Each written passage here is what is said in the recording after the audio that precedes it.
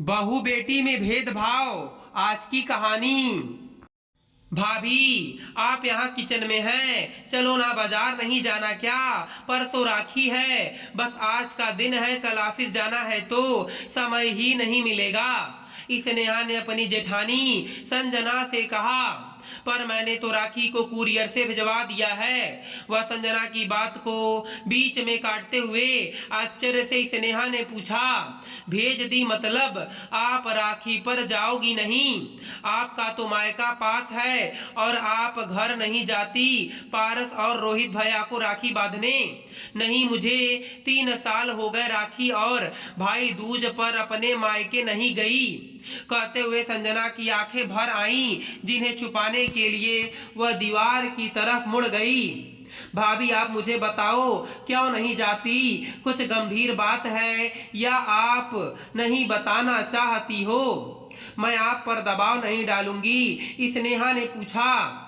नहीं, ऐसी कोई बात नहीं है। माँ जी का कहना है कि सिया और कविता आएंगी राखी वाले दिन, तो वह क्या खुद का काम करेंगी यहाँ मायके में? तो तुम अपनी राखी भेज दिया करो कुरियर से। मैंने शुरू में कहा भी कि मैं रात को जाकर भाई को राखी बांध कर सुबह सुबह आ जाऊंगी, तो वह तब भी नहीं मानी। अब सोहन, तुम्हारे भाई साहब ने तो मुंह खोलना ही नहीं है, तो क्या करती? या तो कलेश करती या फिर चुप रहती, तो मैंने चुप रहना बेहतर समझा।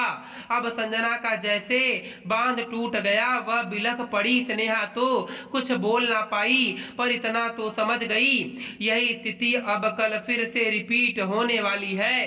अभी स्नेहा सोच ही रही थी कि संजना की आवाज आई, मेरे मायके में तो भाई दूज भी मनाया जाता है, पर यहाँ तो यह रीत ही नहीं है, तो मेरा भाई दूज बंद करा दिया गया कि हमारे यहाँ यह रिवाज नहीं है, तो तुम्हें अब इस घर के हिसाब से चलना है।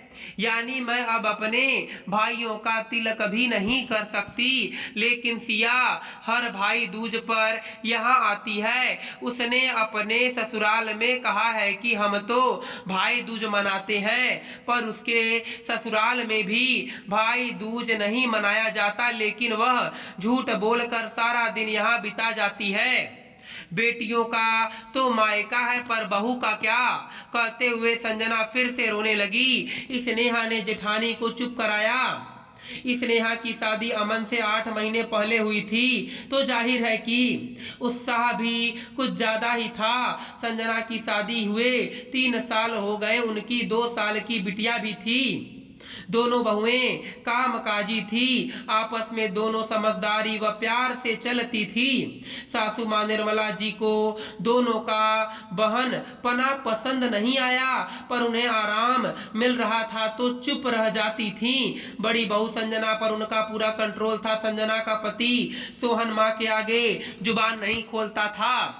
संजना ने शुरू में 1-2 बार कहा भी कि माँ जी का रवैया ठीक नहीं है, सिया और कविता भी आग में ढील डालने का काम करती हैं, पर सोहन सिर्फ सुनता था, गलत को भी गलत कहने का साहस उसमें ना था। तो संजना ने भी कुछ कहना छोड़ दिया।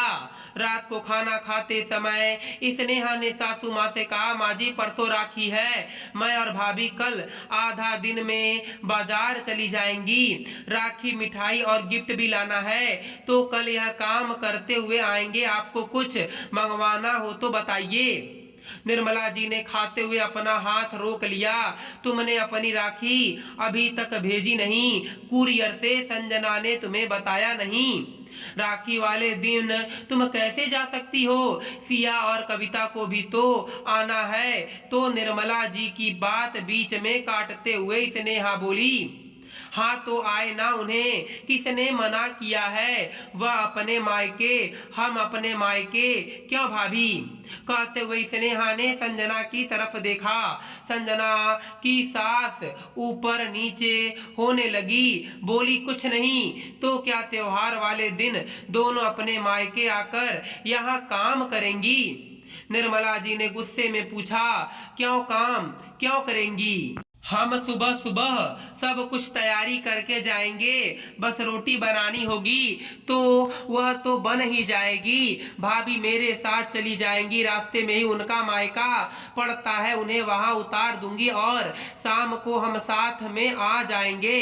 इस नेहा ने थोड़े में ही सारी बात रख दी। अब निर्मला जी का भड़कना स्वाभाविक था। नहीं संजना ने तुम्हें बताया नहीं, राखी पर वह भी मायके नहीं जाती, घर की बेटियां आएंगी तो यहाँ कौन करेगा। बहू हो तो बहू की तरह रहो। सुरेंद्र जी निर्मला जी के पति ने कुछ कहना चाहा तो निर्मला जी ने रोक दिया। यह औरतों का मामला है, आप चुप रहिए। और सुरेंद्र जी चुप बैठ गए। माँ जी, बहुएं हैं तो किसी की बेटी और बहन भी है, क्या बहू को अपने भाइयों को सगुन करने का, तिलक करने का कोई हक नहीं है। आपकी बेटियां बेटियां और दूसरों की बेटियां, मैं तो जरूर जाऊंगी और भाभी भी मेरे साथ जाएंगी, उन्हें मैं छोड़ दूंगी। और तभी सोहन ने गुस्से में कहा, संजना नहीं जाएगी और अगर गई तो मुझसे बुरा कोई नहीं होगा। माँ ने जो कह दिया सो कह दिया, बाकी तुम्हारा तुम जानो। और अमन अमन एकदम बोला, सही है भैया, दोनों नहीं जाएंगी और माँ सिया और कविता दोनों को बोल दो कि वह अपनी अपनी राखियां हमें कुरियर से भेज दें। उनकी भी तो ननदे मायके आएंगी तो क्या त्योहार वाले दिन वह अपने घर में काम करेंगी। बिल्कुल नहीं। सब हैरानी से अमन का मुंह देखने लगे। भैया मुझे तो ताज्जुब हो रहा है, आपको मैं अपना आदर्श मानता था पर पता नहीं था कि आपकी सोच भी ऐसी होगी। आपको भाभी का कर्तव्य याद है पर आपका क्या कर्तव्य है वह भूल गए या याद नहीं रखना चाहते। अपनी माँ और बहनों को खुश करने के लिए पिछले 3 सालों से आपने अपनी पत्नी को इस खुशी से दूर रख दिया। क्यों? आपकी बहनें हैं तो उनके भाई नहीं हैं क्या?